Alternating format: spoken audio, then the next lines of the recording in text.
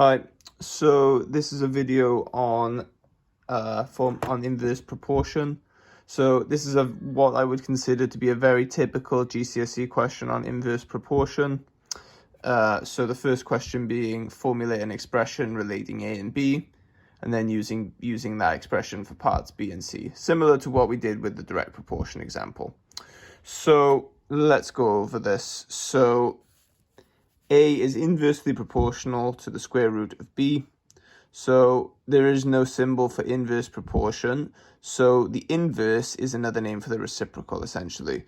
So if something is inversely proportional to another thing, it's essentially directly proportional to that thing's reciprocal.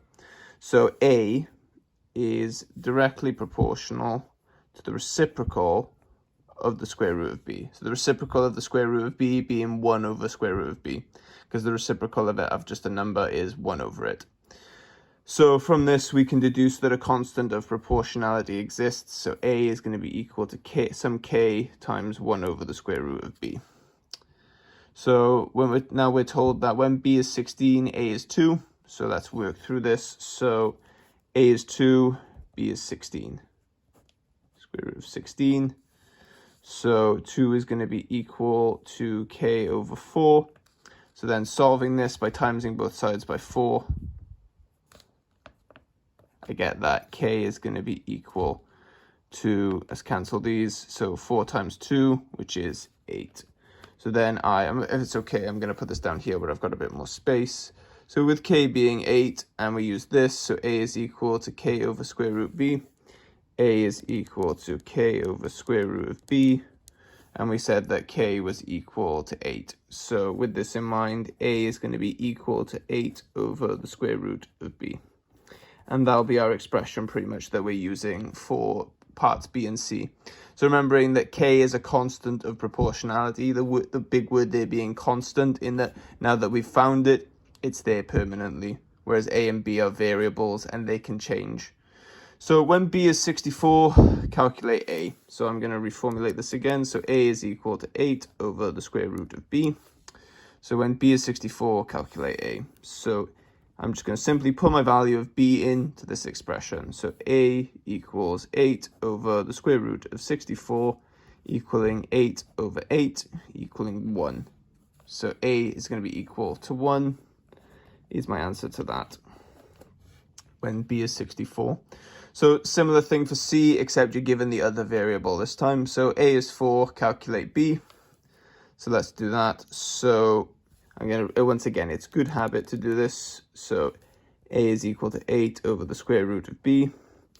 So now we're told that A is 4. So 4 is equal to 8 over the square root of B. So we've had some lessons before on how to solve stuff that has a variable on the bottom or on the denominator. So the way you do it, and I'll do this as a side note, so say you've got something like 2 over x equaling 3, for example. So the shortcut for this is, as I'll show you, it's going to be, you can swap these two effectively. So you can essentially get that x is equal to 2 over 3. And I'll prove this very quickly. So if I've got 2 over x equaling 3, I can times both sides by x. Doing this cancels on this side, so I get that 2 is equal to 3x. And then dividing both sides by 3, I get that x is equal to 2/3. So this is effectively, this method I've shown you here where you can just swap these two is quite useful for stuff like this because it allows you to just get on with your calculations a bit more. As long as you understand where it comes from, where it just saves you doing it in one step. You do it in one step instead of two, essentially. So timesing by x or timesing by whatever's on the bottom, and then dividing by the constant you get here. So in this case, what you would do if you wanted to do this formally, you would times both sides by the square root of b, and then you would divide both sides by 4. So this would be square root of b equals 8 over 4. But we're going to use the method I showed you where we know we can swap these two, pretty much. So let's swap these two out. So square root of b equals 8 over 4, equaling 2. So the square root of b is equal to 2, and then I'm going to square both sides to cancel this square root out, so I get that b is equal to 4, and that would be my answer for this second section here. So when A is 4, B is also 4.